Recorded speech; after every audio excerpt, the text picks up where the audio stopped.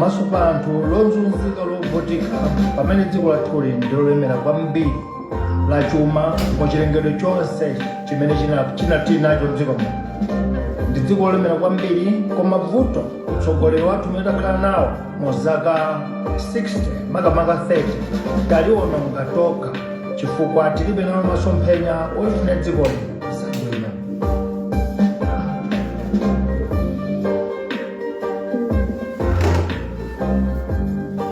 Dziko lathuli muchilengedwe lili ndi migodi, lili ndi zokopa alendo, lili ndi nthaka yotulutsa mbewu yoti Africa sauno akhoza kumadyetsedwa kuchokera ku nthaka yathuyi, komanso zakudya zathu zokhazo zolimbitsa matupi mu Africa monse munakhale dziko lonse lapansi.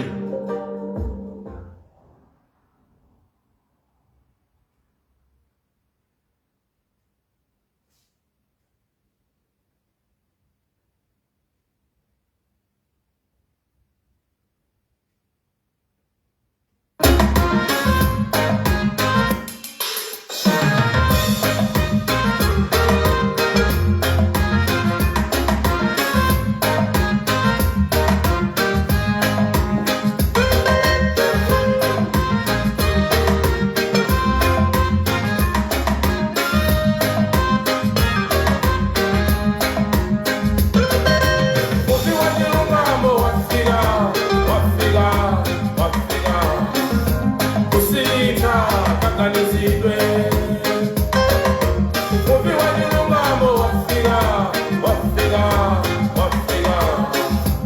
isinde kakanizidwe Malawi zikololembera tajiri yonse zikomo babiri nigodi nanja.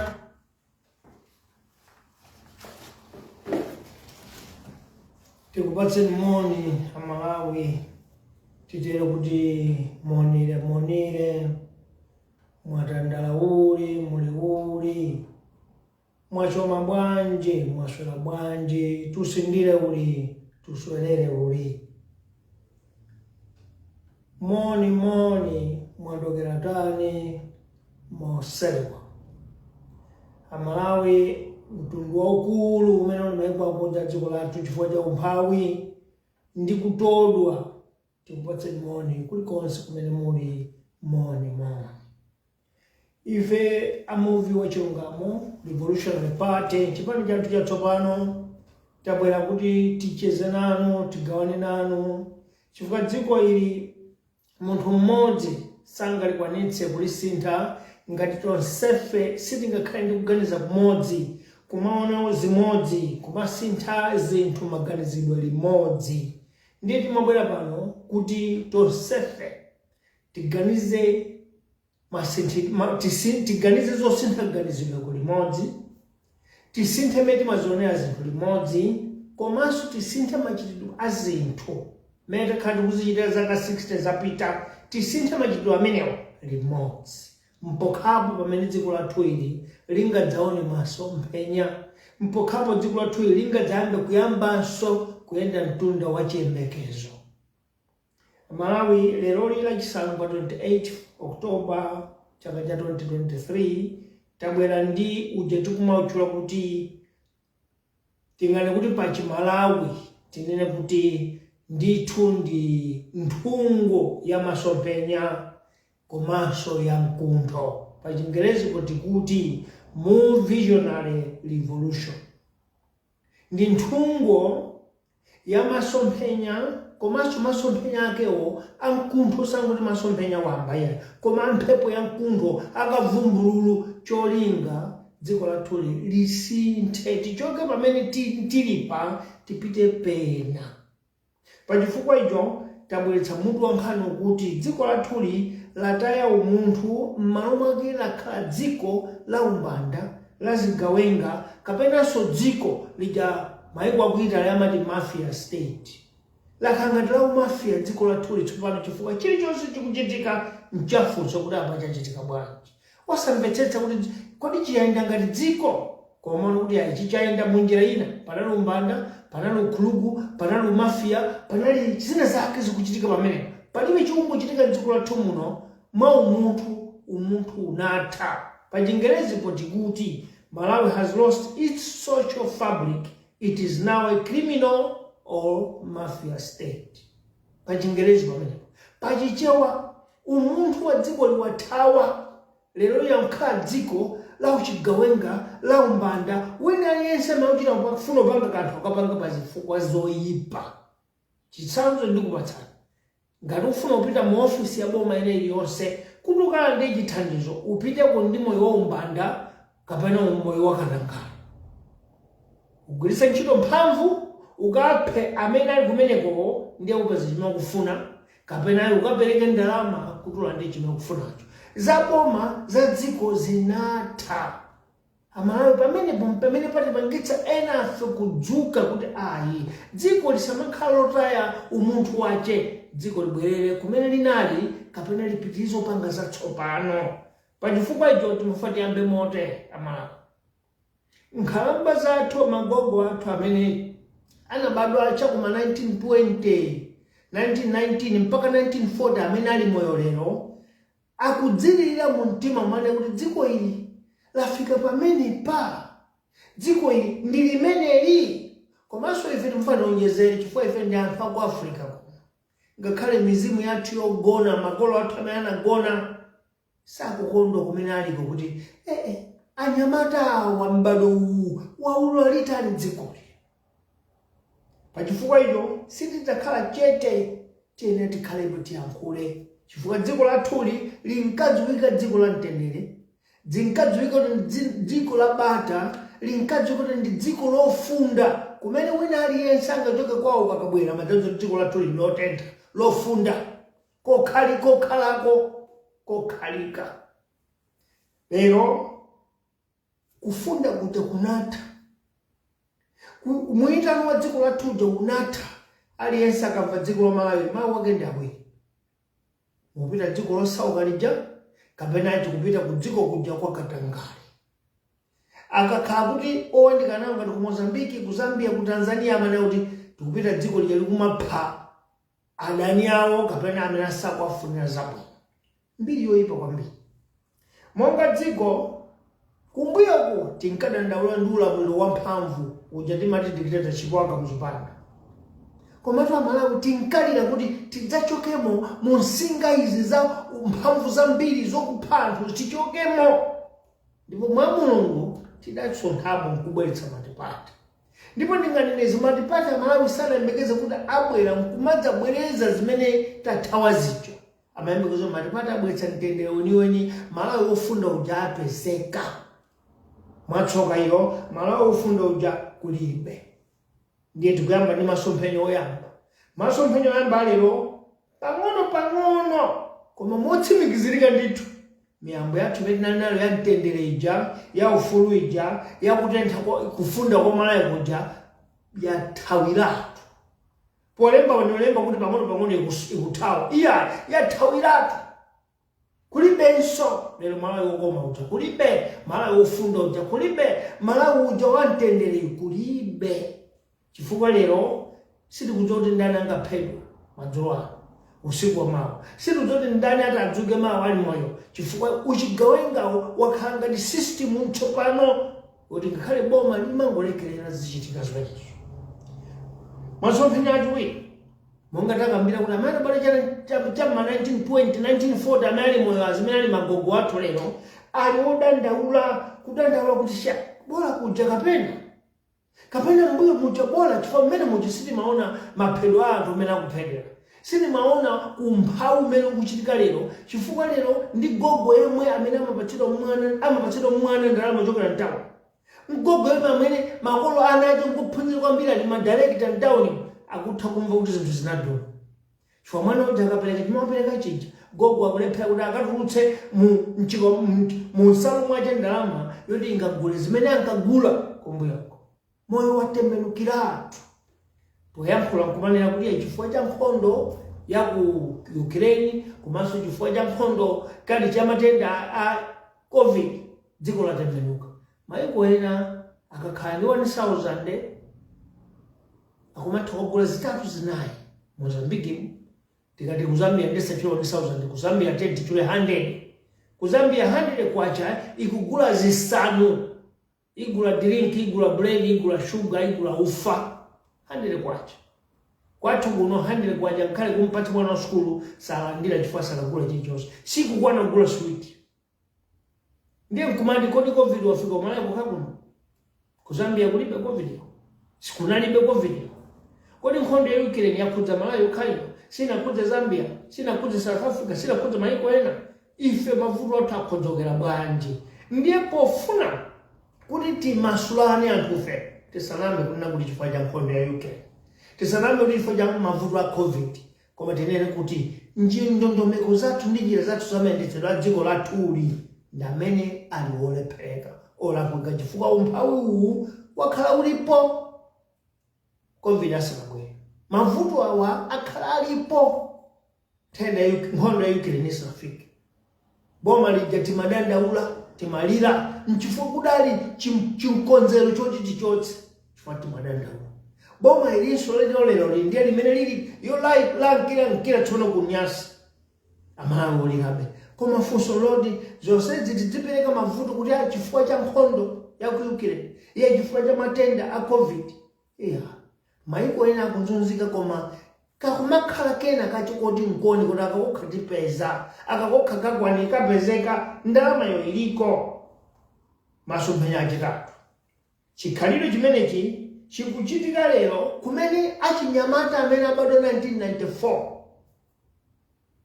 ngakhale akumanya kuti koma moyo ndi umene uwo, koma akutha kudabwa kuti kodi makolo amene mukuchokera kumbuyo moyo umatentha chonchi, umawawa chonchi, nawonso achinyamata atachiyembekezo, atachikhulupiriro chifukwa cha mavuto amene maboma ale akubweretsa poyera pamaso pawo. Masomphenya achinayi, monga amene magogo athu akudandaulira, monga amene magogo athu akufunira dziko likanabwera ku mphonje yake yakale, monga amene achinyamata ena amene abadwa cha 1980 mo akufuniranso tikanabwera kumbuyo komagula fertilizer 17,000, tikanabwera kumbuyo komagula mafuta 700, tikanabwera kumbuyo komasinda ndalama ya dola ya ku America 7 kwacha 760 kwacha, tikanabwera kumbuyo komasinda ndalama ya rand ndi ya kwacha 27 kwacha. Ambiri ayiwa kumagaza kuti mwina DBP, koma timafuna tiyankhule izi kuti kumbuyo basi. Chilengero cha Mulungu chinati kutsogolo ndugu, kumbuyo ndugu. Sikudzatembenuka osatheka pachifukwa cha achinyamata amene mulipo, amene mwabadwa 1994, magogo athu amene mwabadwa 1920 kumbuyo ngati muli moyo, tikupempheni kuti timtidzendabe chitsogolo. Mufoni mwanga muli ringtone kapena nyimbo imene kuti mwauze ovutikawo adziyendabe, mwauze ovutikawo asatope ayendebe. Ife Muvi Wachilungamo Revolution Party tabwera pano udzakupatsani chikhulupiriro chimene chikuti tisatope Malawi tidzipitebe kutsogolo, chifukwa tsiku lina tipherezera tipeza chimene tikufuna, koma kumbuyo sabwerera, chapita. Masomphenya a number 5, mene makolo athu magogo athu ndi mene achinyamata ena atayira mtima lero chifukwa zambiri zikuchitika mdziko mwathumo ndi chifukwa chakutaya mtima. Pamene wachinyamata amene amayembekeza kuti akamaliza sukulu adzapanga zakuti, pamene amabanja ang'onoang'ono amene akukwatirana kumene akuyembekeza kuti mene akwatiranamo tidzachita zakuti, akataya chiyembekezo kumakhala chisokonezo, kuba, umbanda, uchigawenga, sipakhalanso chiyembekezo chilichonse. Ife tikuti poyankhula pathu osataya mtima, chifukwa pakati pathu apa padzadzuka Davide tsiku lina adzatembenuza dziko. Pakati pathu apa musakayike ya Malawi, tsiku lina Davide adzabadwa pakati pathupa nadzalipatsa dzikoli masomphenya okoma. Kuchitanso mwayi magogo athu amene abadwa 1920 amene ali moyo adzaona nawo limodzi kuti Malawi amene tinkamfuna uchi akuoneka tsopano. Masomphenya a number 7, Amalawi tidziwe kuti ufulu wa democracy ndi maufulu awonse amene takhata aona kuyambira 1994 kumafika mpaka lero ndikusintha maboma 5 tisaname kuti ndachita mwa mistake iya ndimafuna ndifotokoze mozama menyetsa mwangu pamwala kuti sindidachita mistake ngati dziko timayembekeza kuti tizipita kutsogolo ndipo wina aliyense asadzukirana kuti ine voti yanga ndikuita ndaula ndinalakwitsa iya simunalakwe povotera amene tayika pa mpandowa sikunali kulakwa chinali cholinga choti tizipita kutsogolo chifukwa kumbuyo sabwerera koma chifukwa choti votiyo amene mwapatsawo sakutha kuigwiritsa ntchito bwino nchifukwa chake mukudandaula nchifukwa chikudandaula kuti tidangotaya voti yathu koma nimufanikuze ndi voti yomweyo imene idzasinthe zinthu mdziko tsiku lina ndi voti yani yomweyo imene idzatembenuze zinthu mdziko muno tsiku lina loyikika ndiye osaganiza mobwera mbuyo kuti ayikoma kujako bola chifukwa ngakhale amalonga chipalali mboma lero sadzabwerezanso ulamuliro umene amachita akamuzipanda umene adzichita pano ndi uchita mwakabisira kupha mwakabisira mozembaitsa zimene zakhoza kupanga koma kuti tiye tidulitsana magari sangazipanga songa zati kumbuyo sabwerera sangapita m'makomo maitanitsa mandanda sangapita m'makomo maitanitsa ndalama chifukwa kumbuyo sabwerera zili zonse mangachita zakamuzipanda azizichita koma mozembaitsa osachita moonekera chifukwa chani chimene chapita potero amalawi ife tisataye mtima tidzikhulupirirabe kuti kutsogolo mawa likubwera ndipo mawalo nkutheka lidzabwera labwino masomphenya namba 8 ndimafuna mumvetse iza malawi mavuto tokumanawo panowa dziko la Tanzania anakomana nawo ndalama yawo imafika 100,000 shillings imodzi ku Zambia kudali 100,000 kwacha imodzi maziro wa 5 sinachitikira bantu anzatu koma mudziwe izi kuti dziko la Tanzania zidatengera zaka 54 kuti apeze mtsogoleri David abwere mdzikomo adzatembenuze dziko zidatengera zaka 50 ndi mphambu zina 54 kuti apeze mtsogoleri watembenuzira dziko ndiye John Pombe Magufuli zimene zimafuna tidzisiyang'ana ngati mbiri oti ngakhale ife tsiku lina tidzampeza wathu masomphenya namba 9 dziko la Zambia nawonso anali mavuto ngati amene tinakunawa ndalama zawo zile za madengu za masaka kokagula zinthu koma zidawatengera iwo zaka 47 kuti atembenuze dziko lawo pabwere Davide adzapulumutse ndiye uyu timati Michael Chilufya Sata zidatengera zaka 47 kuti aone masomphenya pamene Michael Sata anabwera maziro onse asanu aja anachotsa nkutsa awiri okha lero ndalama yayikulu dziko la Zambia ndi 100 kwacha kwathu kuno kumalawi kuno tikupita tsopano ku masomphenya namba 10 dziko lathu lidakhala atsogolera athu 5 tingoti 6 tikayang'ana kumbuyo kwambiri 6 koma mudziweza malawi kuti chuma chathu kuti tidzembe kazitapeza mtsogoleri oti atitembenuzira izwezo tisayang'ane chifukwa pakali pano mtsogoleri aliyense amene alipo angabwere kapena amene wakhalapo akuyang'ana kuti chuma achikonze koma kumachikonza mozondoka akuchikonza koma mozondoka nchifukwa chake mumapeza kuti mtsogoleri amene akubwera yakugwetsa mphamvu ya ndalama mukadzakhala ndi mtsogoleri wogwetsa mphamvu ya ndalama mudzadzoti dziko chumacho chikuzondoka ndiye kuti maziro aja akubwera ndiye pakali pano muvomera nonse tili ndi ndalama ya maziro atatu tidayamba ndi 1,000 kwacha maziro atatu tadzabwera 2,000 kwacha maziro atatu lero tili ndi 5,000 kwacha maziro atatu mwezi tikulowa mkujawu tikhaso mwina ndi 10,000 maziro atatu kuzondoka kwa chuma kumeneko palibe waino anganene motsindika kuti yayi 5,000 ndiyo maliza tibwera ku 200 kulibe chifukwa chuma chathuchi chikuzondoka. Atsogoleri athu amene tili nawo akuyang'ana ndondomeko za dziko lina kapena kuti akubwereka ndondomeko za dziko lina kapena akuuzidwa ndi ndondomeko za dziko lina. IMF, World Bank. Mukatafika kuti dziko lanu kapena banja lanu mukuliyendetsa ndi nzeru za nyumba ina zoti banja lanu ntendere sukhamu, dziko lathu likulephereka kupita kutsogolo chifukwa ndondomeko zoyendetsa chuma chathu ndi malamulo oyendetsa dziko lathu timachita ukapempha.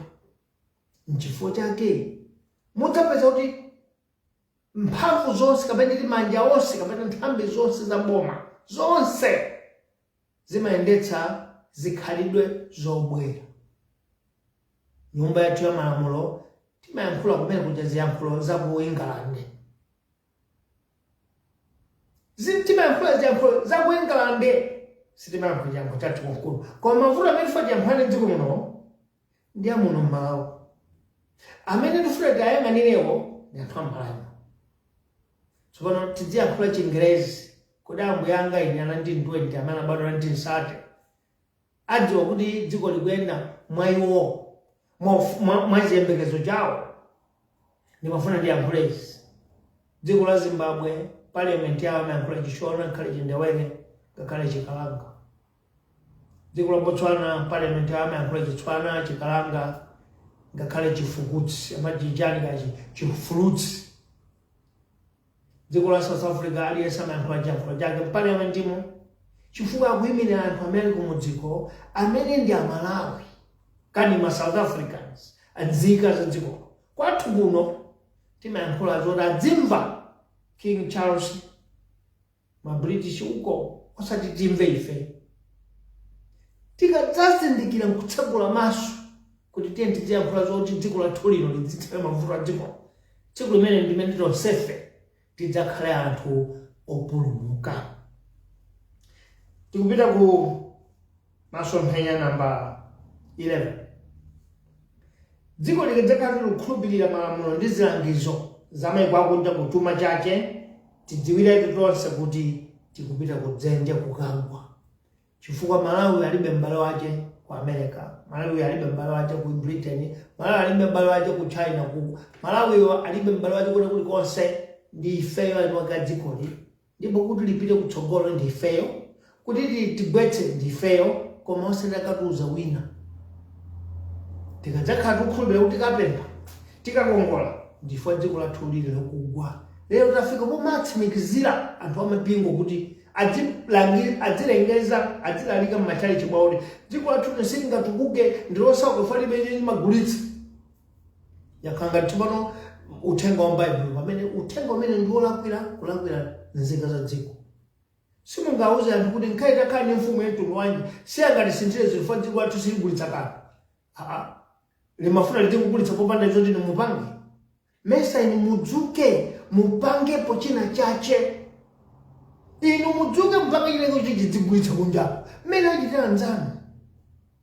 Koma kumauza anthu chilibe chogulitsa. Munayang'ana dziko muno muli chogulitsa. Zimenezo nzimene zikupangitsa kuti dziko lathu lilowe pansi. Pachifukwa ichi ndimafuna kuzenza. Kuyamba chaka cha 2023 chino kudzafika chaka cha 2027 tiyembekeze kuti maziro a ndalama yathu afika tsopano mwina 4 mpaka 5. Kumene kwa Afrika ngati sitikhaso ndi nzeru zopeza Davide pakati pathu. Ngati sitikhala ndi masomphenya opeza Davide maziro a ndalama yathu adzichulukira malomota adzichepa. Izi ndikuyankhula chifukwa dziko limene likuononga kwambiri, dziko limene likudya kwambiri koma sililima silikolola ndiye lisayembekeze kuti njala idzatha dziko. Dziko lathu lino timakhulupirira kwambiri kukakongola kwa IMF, kukakongola ku Exim Bank ku China, ku India, kukakongola kwa pempha kunja, koma zokapempha zotidzika mmimba tidzidya. Sitikakongole kuti tidzilima, sidakongole kuti tidziphika, sidakongole kuti tidzikumba, ndiye dziko lathu lakhala lodziwa bwino kudya pakamwa ndiye zokongola.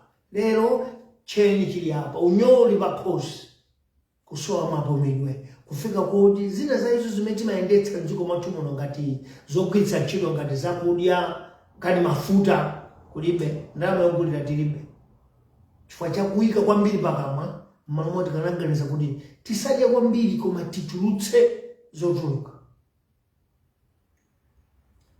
Masomphenya namba 12 funso loti kodi zitenga nthawi yayitali bwanji kuti Malawi adzakomane ndi David amene anakomana nawo anzathu ku Zambia Muvi Wachilungamo. Zitenga nthawi yayitali bwanji ndiye funso la Malawi aliyense. Zitenga nthawi yayitali bwanji chifukwa pano tathakale zaka 59 tikuthamangira ku 60 kuti Malawi adzakomane ndi David wawo ngati amene anakomana nawo anzathu aku Tanganyika uko Magufuli. Zitenga nthawi yayitali bwanji ndiye funso chimene ndinganene kuyankhana Malawi choti osataya mtima. Pangapite nthawi bwanji, pangatalike maka bwanji, David adzafika mdziko muno adzatembenuzira ndalama yakwachayi idzakhala ndi maziro awiri. Pangapite nthawi bwanji, pangatalike bwanji, Malawi adzakhala ndi David wacho momuno osatikatenga kunja momuno amene adzalitembenuza dzikoli ndi kumaphika chakudya chake, kupanga chakudya chake, komanso zokudyazo zimene akutulutsa zomwe akazigulitsa kunja, kumachita kusowa kuti koma ndiye tiperekanso zina zakuti sidalandire zina talandira kale zotheka chifukwa dziko lathu lodala mwa mayiko ambiri mu Africa. Ndiye osataya mtima, osataya mtima, osataya dziko lathu lotembereredwa. Iya dziko sinatembereredwe, kungoti amene amaliyendetsawo amabwera ndi zolinga zoyipa. Ena apereka ripoti lawo apa kuti umasangalatsa Juma ulibe mfundo ata zolankhula zazi ndikuthokozeni kwambiri chifukwa sindingayankhule pano kusangalatsa 20 million osatheka ndine munthu. Koma chosangalatsa nchoti awiri atatu amene ngamve mawuwa, awiri atatu amene angauzewo, awiri atatu amene angauzewo, chipulumutso chidzatipeza tsiku lino. Ndikuyamikeni. Mfundo namba 13 Malawi kumbuyo kunkumeo kwapita ndipo tonse tikumbukira bwino zimene zatikirira kumbuyo. Pano zikuchitikazi zimene tikuziona palibe angayenera kutikumbutsa, koma chifukwa kuti Amalawi tisataye chikhulupiriro. Tazionazi zimene taziona zija zipita, koma tidziyang'ana mawa kubwera chiyani, mawa kubwera chiyani, ndipo tisembekeze mawa lingobwera lokha nthawi yoti tidziphika ino pakati pathu. Tayesa atsogoleri otere, tayesa atsogoleri otere, tayesa atsogoleri otere, talephera. Panopa kuti tiyesa atsogoleri otani. Imene ndiye ntchito ya Malawi aliyense kudzifunsa, kudzipima kuti tingapeza atsogoleri wanji. Koma ndifuna ndikuwuzeni Malawi tisiye kumayang'ana kuti atsogoleri amene tingapeze koma akhale akuti, koma akhale mtundu wakuti, koma akhale dzina lakuti, koma akhale ndi chithumba. Tiye tinguyang'ana David kuchira kubusa kuti yang'ane David apezeka ndipo dziko lino adzatitembenuza. Masomphenya namba 14 dziko lathuli mosapsatira lataya umunthu. Dziko lathuli mosachita mozengereza lataya umunthu wa chimalawi umene timaudziwa tonse uja udatayikiratu. Fa dziko linali dziko loyenjana ku mtundu, dziko linali losunga mwambo, dziko linali dziko la malamulo, ndipo dziko lathu linali la miyambo, dziko lathu lidali dziko la mtendere, ndipo dziko lathu linali la lofunda, ndipo lidali dziko la chilungamo. Lero zonse ndazitchula panozi kulibe. Makampani mupita lero mukapeza kuti bwana yo ngatali wa mtundu wakuti onse ogwira ntchito mmene ali wa mtundu wakwawo. maofisi ya boma mpita mmenemo ngati wamkulu wa mmenemo mbomamo wamkulu yali wantundu wakuti ndiye kudakwawo okhaokha ndi akhale mmenemo ndipo ngati mtsogoleri wakeyo ali wantundu wanyi ndiye muti kuti boma lonselo likhala mtundu umenewo. Taononga dziko chifukwa pamene patsopano wina aliyense apunduka adziti ndikangolowa naneso nkaika kwathu ndikangolowa nkaika kwathu zikadatha zimenezi achakwera kana zitembenusa koma amene apangira achakwera aonera apita mthalika m'malo mwake yakhala ngati nthenda kuti wina aliyense afuna abwezi achasanapanga zimenezo inenso ndichite lero achakwera ambiri ogwira ntchito mboma awo achewa okhaokha sopotekeza mtima chifukwa iwo akanadzatembenuza kuti amachita aja zoyipa ine ndichite zosiyana kuti anthu wa m'Malawi muno amveko kukoma kuti dziko lasintha m'malo mwake yakhala ngati nthenda kuti aliyense angabwera afuna adzachite chimodzimodzi. Ndiye tisataye mtima ndikubwerezanso tisataye mtima kupezeka munthu adzatembenuza ndisafufaniza zimenezi ndikuyambanso kumanga Malawi okomera aliyense kumanga Malawi wa dziko lonse dziko limenelo likubwera ndipo likhala lomwe kwangotsala kuti peze mtsogoleri wakeyo m'masiku akubwera. Video number 15. Lero dziko lathuli lakhala dziko la kuyankhula kwa pa Chingereza amati la syndicate. Syndicate ikuyerekeza kuti la maupo. Dziko la Malawi lafika kukhala dziko la maupo, dziko la umbwanda, dziko la mafia, ndipo dziko losola muno. Limene ali Malawi athuli. Ndifotokoze lakhala la maupo bwanji. Pamene tikunena pano kuli maupo kumapangana kuti auje titana ubwanji. Maupo ali kuti mapangana kuti auje muti amanga nthawi yanji. Kuli maupo mapangana kuti auje tialepheretsa bwanji kuti asafike apa. Kuli maupo mapangana kuti uyu akutisokoneza kwambiri kuti tintani. Ndimene dziko lathu Malawi dziko la maupo lachoka pa umunthu paja. Dziko lathu lafika ponena kuti tsopano ndi la umbanda. Chifukwa lero ambiri amaganiza kuti kumachidyetsa jani mabanjawa ndiye lero tikamuphwanyira ndani scroll yake tikambere ndani kuti tikamuopseza ndani kuti tidyetse banja. Dziko la umbanda. Dziko la mafia ndiye dziko lonena kuti chuma chizikhala ndi kagulu ka anthu awo amphamvu ndipo ngati chuma siyapeza ameneyo apha. Dziko la Malawi lafika pamene dziko lathuli lafika ponena kuti chilichonse chochitika ndi chabodza. Kandi mtsogoleri kandi wampingo kandi olalika kandi omenyera maufulu kandi andale yatsala ndi bodza chifukwa umunthu wachoka mmutomo. Ena yankhulapo monyoza Bambo Sande wamakani pili akunyoza koma mutati muone kuti kodi tikuyankhula panozi ndi zabodza ndikudala ndi aujeni kapena tikuyang'ana masomphenya a Malawi mpozatawa masomphenya a Malawi koma Asande ayamba kale kunyoza chifukwa dziko lathu ndi dziko la maupo. Asachite Sanders Juma koma achite auje. Ndi Malawi ngati mtombo wako na walira dziko muno ine ndiyankhula za Malawi mbotukwanidwa wala posatukwanidwa chifukwa zimene tikuchita panozi tikumanga Malawi wa mawa ife tilipo olo titagona ndipo sitidza pamenepo sitingachite sitingalegere sitingayimike dzanja tidzayimabe chifukwa ndife Malawi. Ndipo akuti iye amene ndi masomphenya oyang'ana mawala adzuke asachite mantha ndi anthu asachite manyazi ndi anthu koma adzuke fwa mawala akuliona ndiye ndi adzaonetsera. Masomphenya number 16. Makampani ya boma m'malo moti akhazikitse ndondomeko kapena ngodya zowapangitsa Malawi kuti adziona kuti tili mdziko lathu m'malo mwake nthambi za boma zakhaza manyazi. Lero nthambi iliyonse ya boma ndikuchititsa manyazi chifukwa zochitika kumeneko sizotukula dziko koma zowononga dziko. Masomphenya number 17. Lero dziko la Malawi lakhala tsopano ngati boma la anthu aja timane mamafia chifukwa tikuthandiza anthu amene ali zigawenga kapena mamafiawo kapena udzatichezera koma obwera ndi zolinga zoyipa amene ndi amene dziko lathu limathandiza kuwalandira kuwathandiza chitsanzo ndi kupatsana. Ine simangoyankhula osafotokoza zimene zili pa ground kuli munthu wina amene wachoka kwathawa ku South Africa kuti dzina lake atabwera m'malawi mwathu muno wabwera dzina kuti ndi Dr. William Bederbeck. Pamene kwawo ku South Africa ko iye dzina lake ndi Wille Steenkamp. Wabandama zake kumene kuja wachita madilo ake kumene waba wabwetsa m'malawi mwathu mu 20 million cash. Osadzera mnongo za banki kungobwera zo m'manja.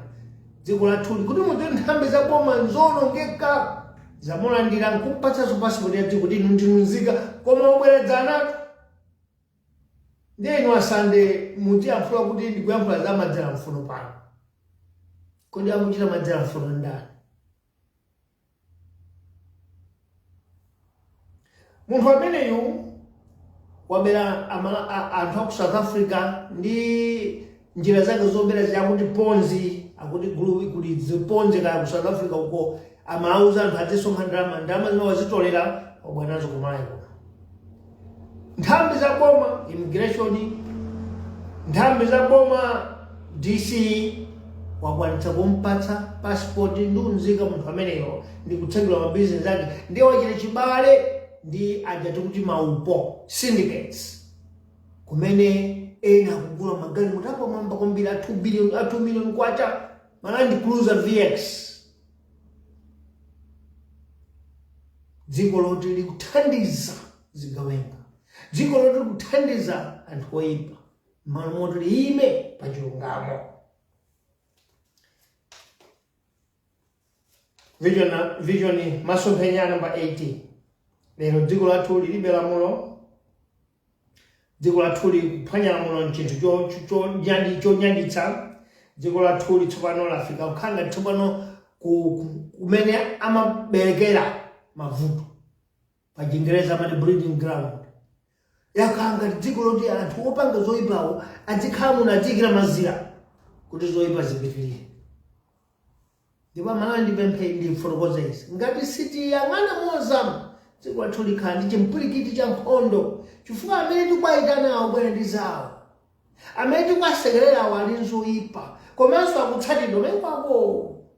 Ndiye ife tikapanda kuti tisatsale chilungamo tidziwa tidzakhala mbali imodzi ya anthu othandiza oyipa kukhala zoyipa, omenyayo adzamenya tonse, olangayo adzalanga tonse. Dziko la Malawi likuyenera kuti likhale mtsogoleri olimba mtima anene kuti izizo iya inu amene muli zokuda tabwera ndikaye kwanuko kunoko tatisiyani ife ndi umphawi wathu tikhale tidzionere mavuto athu mdziko mwathu.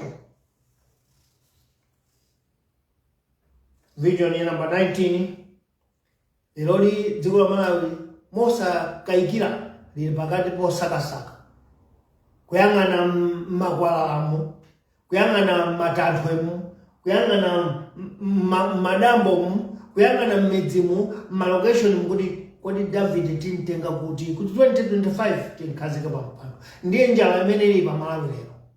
Dzulu limene dziko lathu lero loti ambuye mutiyang'anira motani kuti 2025 tiike David adzatembenuzire dziko kuti izi ziti dziko likuopsezedwa kwambiri lili pa chiopsezo choti likhoza lowa nkhondo, likhoza thidwa nkhondo, likhoza kuonongeka, anthu akhoza kuwukirana mwathu muno. Chiopsezo chimene chene chichoke ndi mtsogoleri mmodzi oyanjanitsa dziko, ochotsa zoyipa, obweretsa lamulo, olemekeza mtundu wonse ndi chigawo chilichonse mdziko.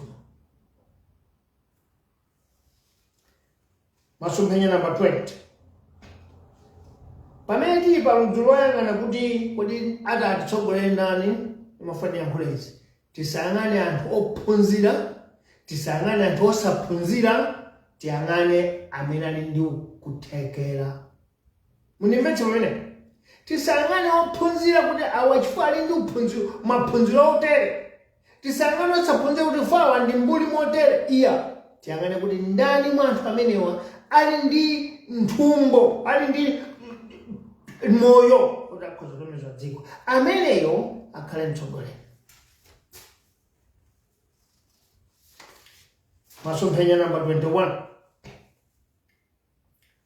Chifukwa choti dziko lathu lataya munthu, lero tili pa chiopsezo choti dziko lathu lino likhala lopanda omenyera maufulu aja timati ma activist. Chifukwa chonena kuti dziko lathu lino umunthu wathapo likhala dziko lopanda anthu omenyera maufulu chifukwa umunthu ukutiuza kuti tiyenera kukhala anthu okonda dziko lathu kuti tizindikire bwino kuti kodi omenyera maufulu ndi ndani, olamulira dziko ndi ndani, andale ndi otani, nanga zipani za ndale nziti pokhapokha umunthu okhalepo. Koma pamene lataya umunthu tikhala opanda omenyera maufulu dziko lathu chifukwa sitikhulupirira aliyense, chifukwa dziko laonongeka, umunthu wathawa. Masomphenya namba 22 pamene dziko lataya umunthu wache, wandale aliyense, chipani chilichonse, omenyera maufulu aliyense amakhala libe msuzi. Chifukwa tsopano dziko limakhala lazunguzika silikudziwa kuti tikhulupirire ndani. Kumakhala kutayika kwa moyo kuti apa ndiye tikhulupirire ndani awa kapena. Chifukwa dziko lopaloka umunthu wathamo. Ndiye dziko ino likuyenera libwezereke umunthu wache, umalawi wake umene unatayika ubwerere, komanso uve umene wachikhalidwe utichotse. Ndipo tionetsetse kuti tikatero tidziwana kuti omenyera maufulu ndi awa, azipani zenizeni ndi awa, ene oyendetsa boma ndi awa, tidziwa kwa pakali pano ndi mmene dziko litasokonekera sitingadziwe kuti ndi ndani.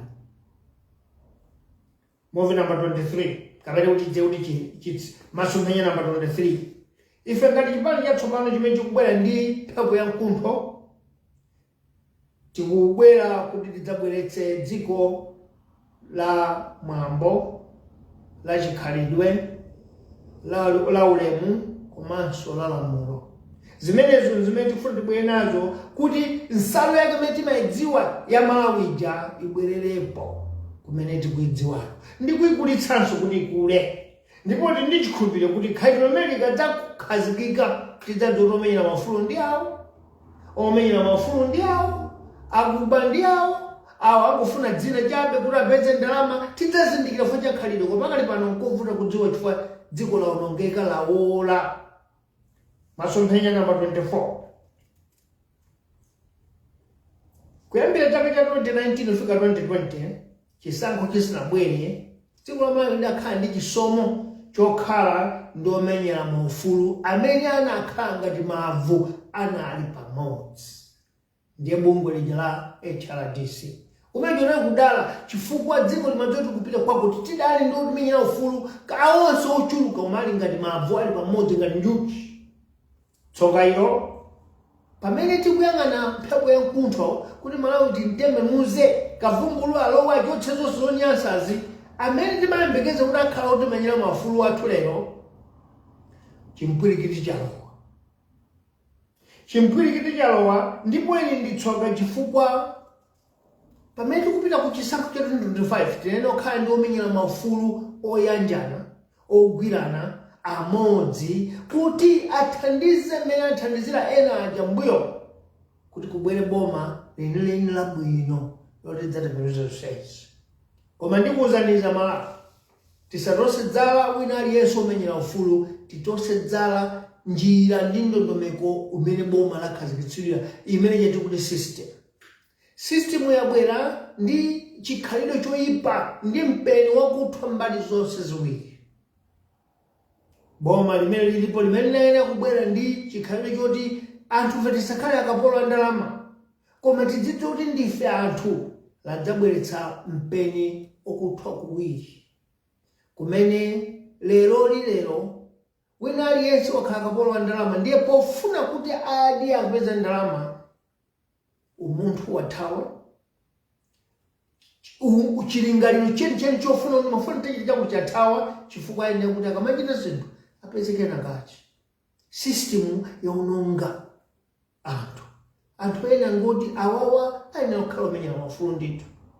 Koma chifukwa system yaonongeka kuti atisaukitsa tonsefe ndiye pofuna ndalama munthu akutaya umunthu wache ndi kuyamba machita zosayenera. Masomphenya namba 25 ndipemphe ndikudziwa kuti pakati pa omenyera maufulu alipo ndithu omenyera maufulu.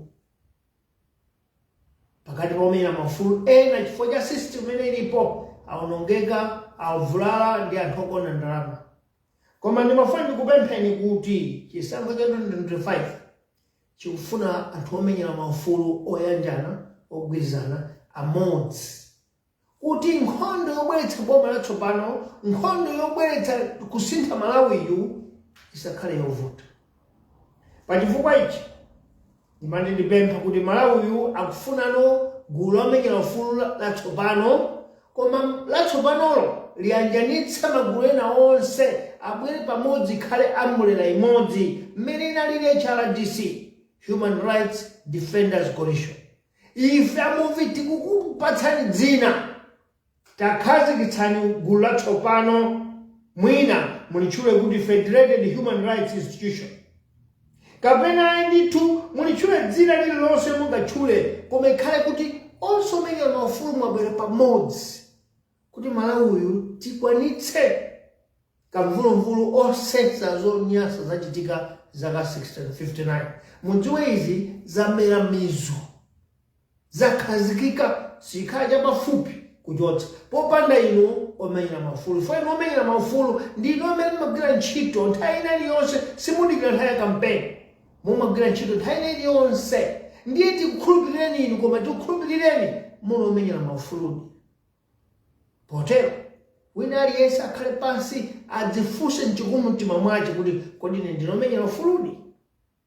Ngati uli omenyera ufuludi, dzuka. Ukadzuka uyankhule ndi anzako ena onse, mukhazikitse Federated bungwe la omenyera maufulu onse, mukhale pamodzi kuti boma likubwera 2025 lidzakhale odalitsika ndi inu, monga mmene anzathu aja achitira mu 2020 ndi bungwe la HRDC. Koma kuti tenge ntchito imene yapatsa HRDC ndiye tinama, chifukwa HRDC pakali pano iwo aja yawo ntchito likuyang'ana boma iliro, koma boma likubwera sangayang'ana HRDC. Ndi inuyo omenyera maufulu, ndiye dzukani, koma musanadzuke mudzifunse chikumumtima chanu chikuti chanu mumenyera ufuludi kapena iya.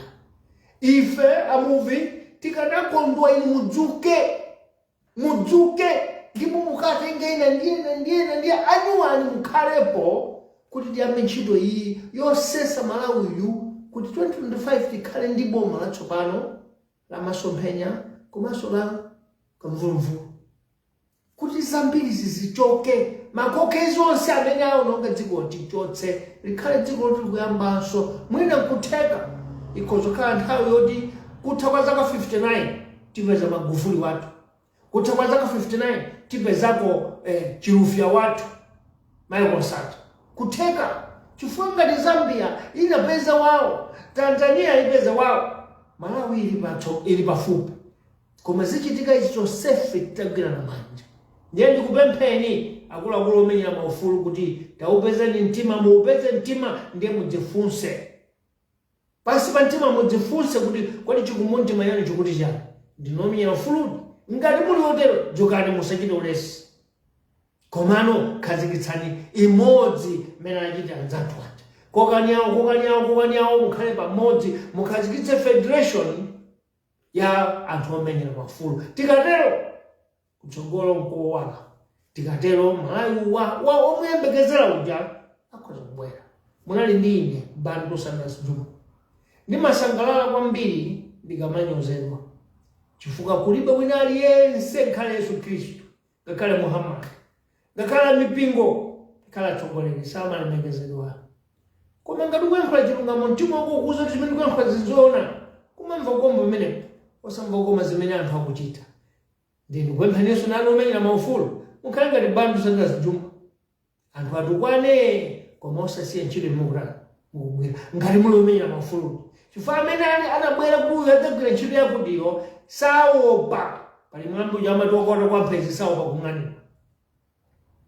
Zikomo kwambiri, ndifuna tsiku lopambana tikumananso Sabata yamawa ino, mukhale tsiku lopambana Amalawi nonse. Mulungu adalitse weekend yabwino, tikubwerezanso kuyankhula kuti osayenda mmodzi lero, osayenda usiku. Ngati mukuyenda usiku muyende angapo m'midzimu, tiye tikhazikitse ma neighborhood watch, ma community policing kuti tidzidziwa kuti adani athu ndani, tisaononge miyoyo chifukwa chakulekerera. Zikomo kwambiri.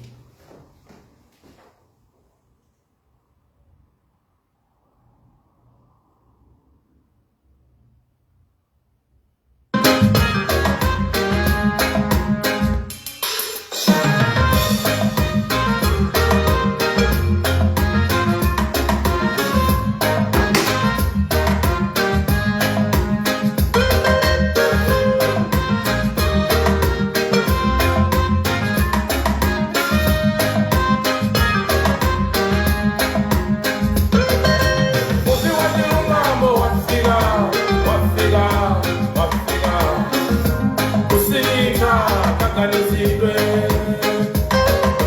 Muvi Wachilungamo wafika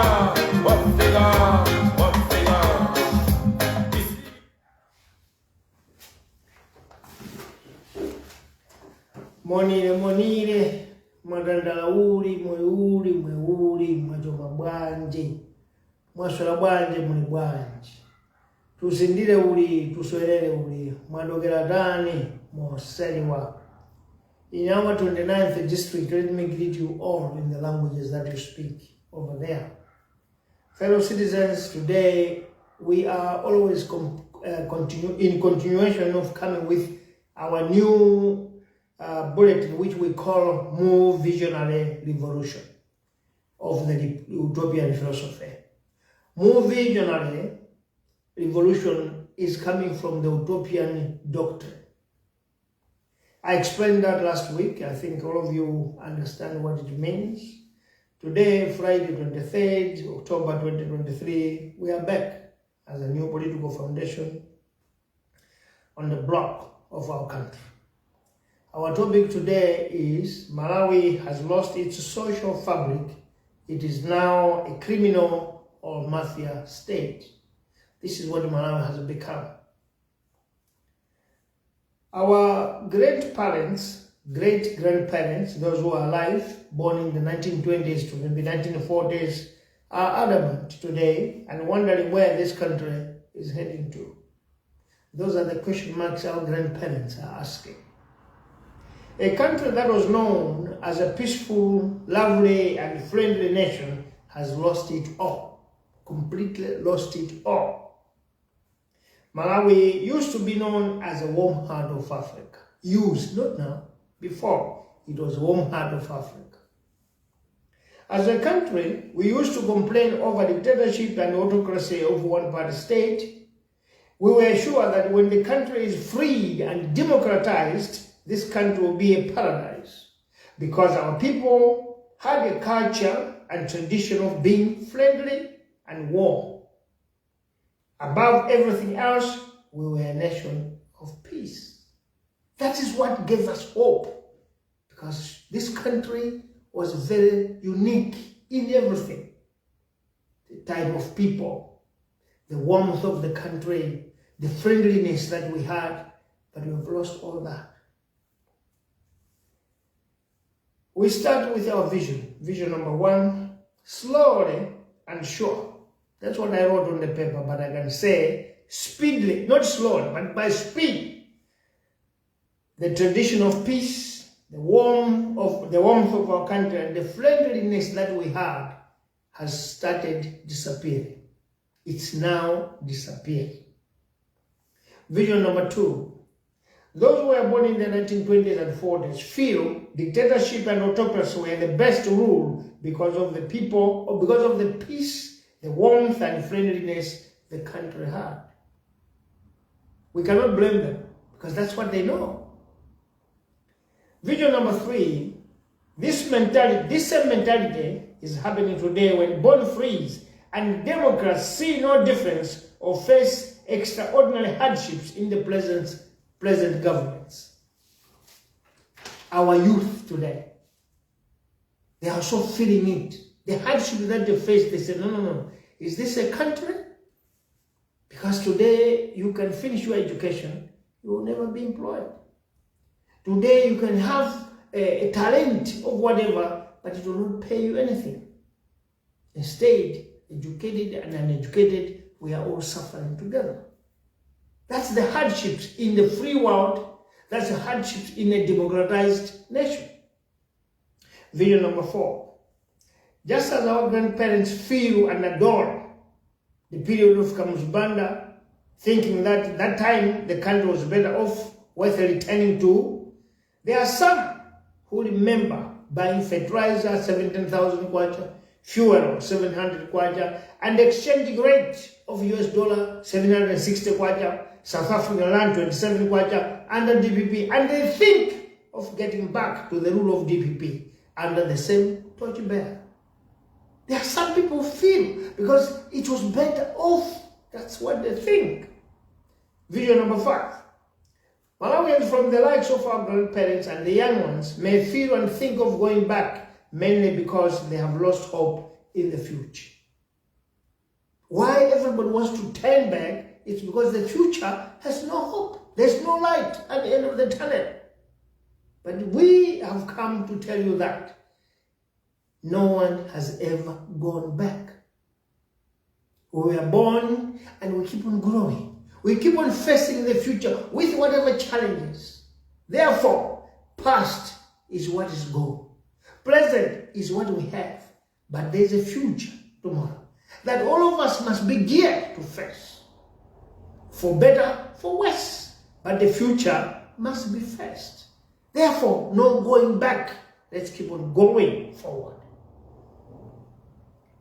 Vision number 6. Today, Muvi would like to inform citizens that the past has its ills and its best. But as a country, there's a need for a movement into the future. Don't ever turn back. Don't ever be fooled or think little by thinking that we can get better by going back. Never. There's no better in the past, but there's better in the future. Therefore, we need to move forward and keep going. Muvi 7. Citizens must know that democracy and freedoms achieved and won in 1994 and the change of governments we have made 5 times were not a mistake. I want everyone to know that don't blame ourselves that, no, I lost my vote, I threw my vote. You didn't. You were trying to move into the future. What you did was trying your best to move into the future, but you were just betrayed by the leaders, the torchbearers that you voted for. Otherwise, your intention was movement into the future. Therefore, don't regret, but you can do better. You can do better in the next elections. You did the noble and cardinal thing. What you must keep on looking forward are the type of and kind of leaders to vote for and elect in the coming elections. That's the only way we can change our country. But we can't regret for what we did, and we cannot go back in the past.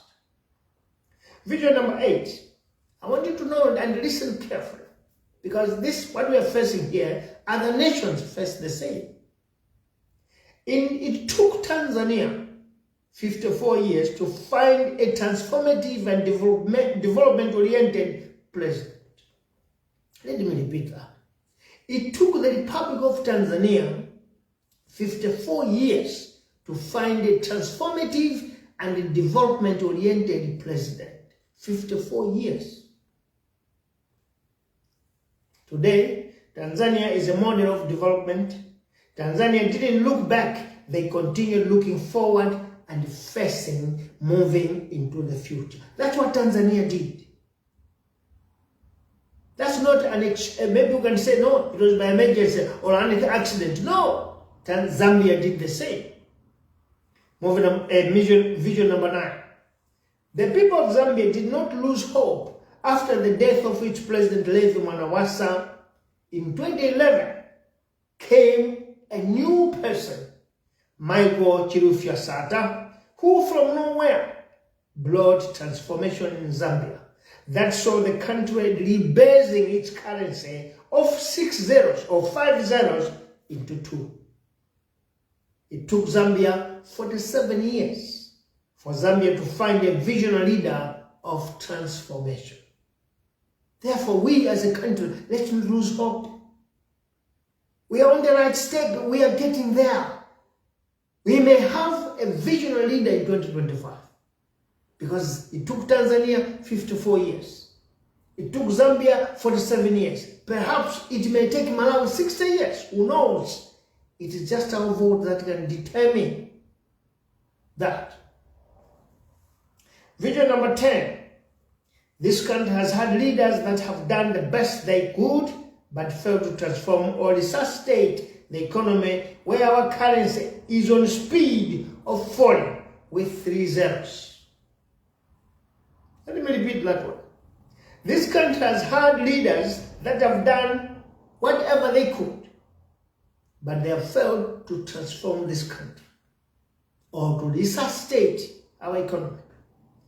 Because our currency now is on fast track, 120 kilometers per hour speed towards 3 zeros.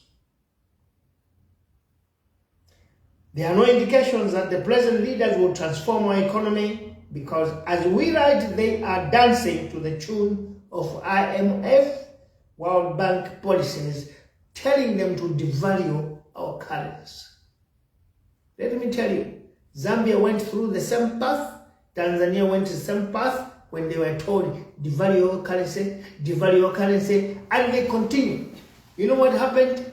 The zeros in their money became 5. There was 100,000 shillings, 50,000 shillings, there was 100,000 kwacha, there was 50,000 kwacha, one banknote. So Malawi is getting in the same path. Now we got 5,000 kwacha, one paper, one banknote. Who knows? In November we may have 10,000. Who knows? In January we may have 20,000 kwacha. It's going there. Why? Because the policies we take from outside institutions do not benefit anybody in this country, not even our own government. But because they are under pressure, they need to please someone who should give them dollars. They have to adopt the harmful policies, meaning that our economy is falling down. Video number 11. When a country is dependent on foreign policy of its economic structure, we must all know we are heading towards disaster. That is where Malawi is. We are heading towards disaster. There's no any excuse on that. We are heading towards disaster. Valuation of a currency don't happen just by adding or removing the zeros. It is determined on what the country produces and exports. Valuation of any currency don't just change, or you just do like you're hanging clothes on the line. You have to work hard, produce and export. Then your value of your currency becomes thick or fat. The same vision. Malawi in 2023 up to 2027, if the same government is in power, we'll see 6 or 5 zeros on its currency, because the government loves to burden the country with a lot of debt and corruption. And as far as Tonsi Alliance government or Maragonga Municipal government is concerned, they are in love with burdening the country with huge debts and corruption. Once you base your life on that, you must know that the economy will fall and the country is going downwards. A country that depends on borrowing and corruption overspent to cater for its useless monetary transactions. That's what Malawi is doing. That's where Malawi is today. When we keep on borrowing, we overspend. And by overspending, we buy useless things. We're transacting things that does not help the country. Video number 12. How long does it take for this country to have its John Magufuli or Michael Jirufya Banda or Sata? Who will transform this country? How long? This is the question that Malawians are asking each and every day. But I want to say this. We shouldn't look back. We must keep on looking forward. We shouldn't move back. We must keep on moving forward. Video number 13. The past is what we have, as our memories can remember. The present is what we're experiencing now. But all our hopes relies in the future. We shouldn't give up. There we must not give up. Our hope is in the future. Meaning we have to go and face the future. Because we know it's only the future where we'll get our Michael Sata. It's only in the future where we'll get our own Magufuli. But we want to get him in the past. We want to get transformation in the past. We'll get it in the future. Vision number 13. Or number 14. Malawi has lost its social fabric. We were a nation of discipline. We were a nation of unity of purpose. We were a nation of laws. We were a nation of culture and traditions. We were a nation of peace and friendliness. We were a nation of justice. In the past, we don't have any of that now. Video number 15. Today, Malawi has become a nation of syndicates, has become a nation of crime, has become a nation of mafia, has become a nation of lawlessness, and has become a nation of leglessness, distortion, violence, and lies. This is what Malawi has become. We are no longer a nation of pride. We are no longer a nation that was proud to be a Malawi. We are no longer. Because we have become something different. Video number 16. State institutions, instead of promoting the pillars that make us Malawians, have turned into institutions of shame. You can talk of any ministry, department, institution, agency, you'll be ashamed to talk about them. Why? Because it's no longer a nation of peace. It's no longer a nation of war, of law. It's no longer a nation of pride. Video number 17. Malawi has now become a mafia state, aiding and supporting fugitives and questionable visitors. That's what our country has become. It's now a country of mafia state, whereby it's supporting fugitives and aiding fugitives, and you know what? Receiving questionable visitors. And what do we do when we receive such strange visitors? What we do is to give them citizenship. What we do is to give them permits. Because our country has now lost its moral fabric. I'll give you an example. I don't just talk without examples. A person named Dr. William Bederberg in Malawi, who is a fugitive in South Africa and Venezuela, is welcome in this country by our state institutions to the point of being awarded Malawian citizenship. Because if you're given a Malawi passport, you're a citizen. A man whose real name is Wile Steenkamp is wanted person in South Africa and Venezuela for financial crimes. He committed a crime in South Africa, he committed a crime in Venezuela, and he's wanted in those countries. He came to Malawi, our institutions welcomed him, gave him permission and his citizenship. If it was happening in other countries, we would say Malawians are lucky. If you could know how Malawians are suffering in South Africa, in Botswana, in Zimbabwe, in Eswatini, in Lesotho, in Namibia, in Africa, in SADC. Let's not talk about Western nations, Eastern nations. But let's talk about SADC. Had you knew how we are suffering in foreign countries, you couldn't just issue passports to anybody. The fact is, you have never traveled. You have never toiled in your life. That's why you don't even know. You can just issue passports and citizenship to anyone. Just because he came into the country with $20 million in cash, the state welcomed him to the point of giving him citizenship, protecting him. This is the person who stole countless millions of South Africans with a scam business called Ponzi scheme. I'm giving you an example because you may think I'm just talking. I don't have proof. Video number 18. Malawi has become a lawless state where lawbreakers from within and from without have found a breeding ground, posing and threatening the peace and harmony citizens enjoyed in the past, and removing the cap we used to wear as the home heart of Africa, because our laws of peace and justice, now we are nothing. So it's a breeding ground for crime, breeding ground for syndicates, breeding ground for mafia. That's what Malawi has become. Video number 19. Malawi is on the lookout for leaders that will value humanity, value our Malawianness, value our culture, and value our traditions. That's our thirst. We are hungry for that. Video number 20.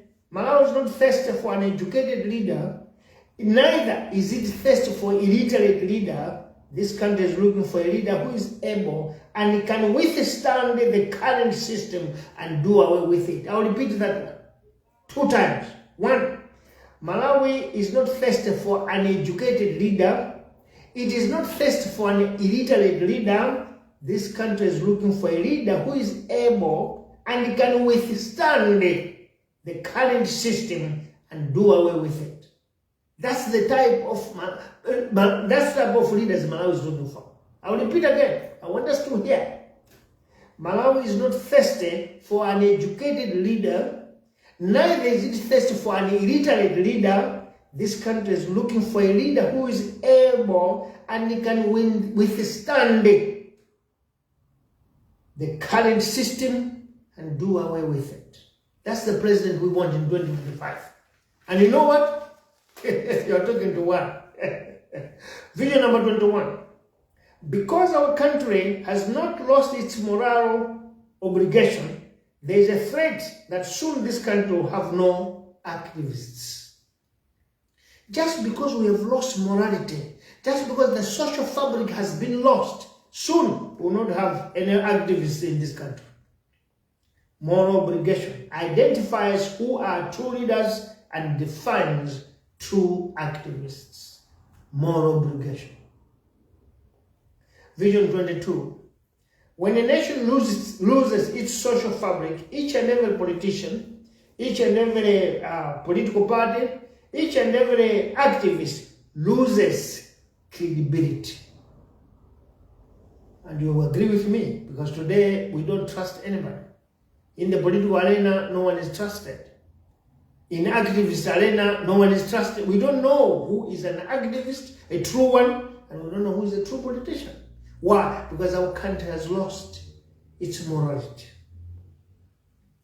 This country needs to reclaim its lost morality and do away with moral decadence. Otherwise, this country is introducing a mentality of losing hope. That's the problem we are going to face. Everyone now is losing hope of the country. And you know what? The danger of losing hope for your country. You don't protect it, you don't care, and what you do is to destroy it with your hands. Unknowingly. You don't even know you're destroying it, but later on you discover that, oh, my actions destroyed the country. Vision number 23.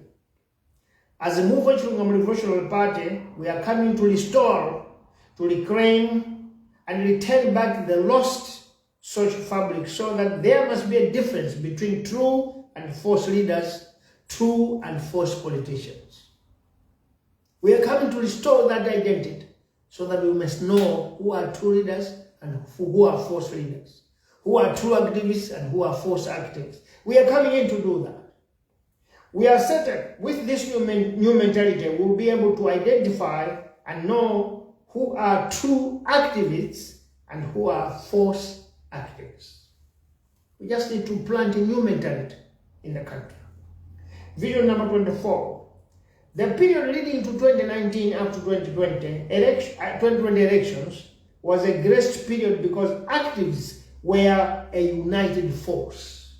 If you remember, this government that is in power today was graced, it was lucky, because they had a bunch of activists in one place. There was HRDC, Human Rights Defenders Coalition. That helped and supported them to be in the government. Unfortunately, the period leading to the time of revolution, because 2025 is a revolutionary period. It's a time for revolution. Unfortunately, there is no united activism. There's no setup of actual activism by impoverishing people's lives, so that each and everyone must be a slave of money in order for the country to remain without true activists. The system has created a situation whereby there should be no activists, because our activists are not empowered financially, socially, economically. They are not empowered for them to stand on their policies. The system has enslaved them so that they can remain beggars. And to make the country get confused, not to understand now or believe who is a true activist, who is a false activist.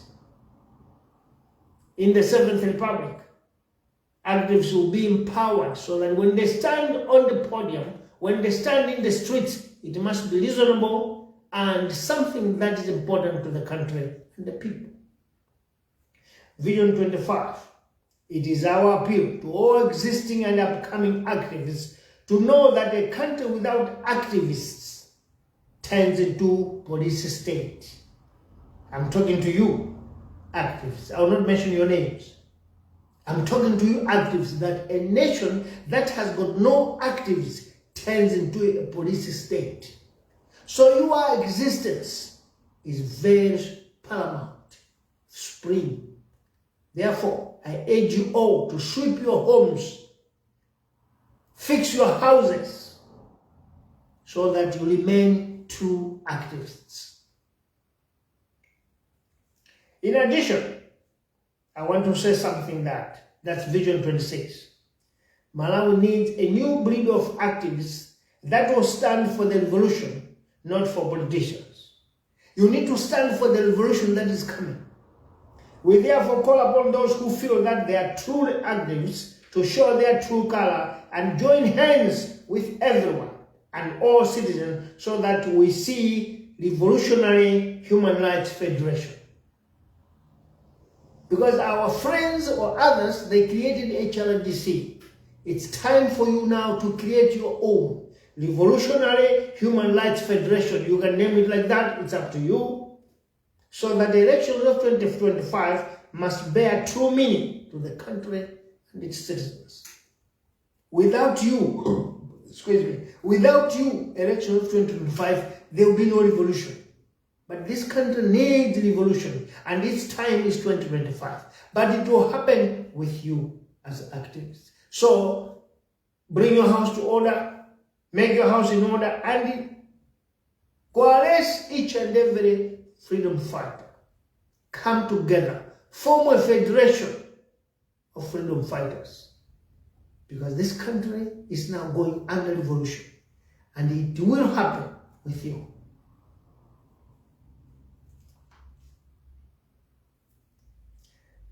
Vision now, last vision to number 27. You remember we had HRDC in the past. Now Malawi needs and require Federated Human Rights Organization. Federated Human Rights Organization. So you must take that one. All of you come together and form a Federated Human Rights Organization to help and assist the citizens to have a better choice of the country's leaders to bring us into the future. That's a revolution. For this country to see the future, we need a revolution. But that revolution will happen with active activists. And they must, or you must be federated. Meaning, join hands and make a very strong federated human rights organization so that this revolution can take us into the future. You are with me, Bantu Sandras Juma. Have a great day. I have a comment to make. Somebody called, what is that? They said, he said, I don't talk, I just talk stupid things. But somebody said the country has been captured by crocodiles. You are right. That's why we need a revolution. We need a revolution in this country so that we can get into the future with new ideas. Revolutionary time is 2025. Thank you very much, Malawians. Have a great weekend. But as a leader, I want to beg you, appeal to you. Our country is now a police state. It's a mafia state. There's no security. So don't travel at night alone. If you're traveling at night, be 2 or 3. And be on the lookout. Be vigilant. Who is following you? Who is on the sideways? Be careful, because nowadays people are killed without any remorse. And those who drink at home, or go to the bar, get your drinks, and go and drink at home, because you might not reach home tomorrow. The situation has turned bad in our country. And for you who are on weekend, make sure you enjoy your weekend in peace, because we need you in the revolutionary period. We need you. We should all in our lifetime see the revolution in this country, because Zambia was blessed, Tanzania was blessed. Malawi's time is coming. Thank you very much.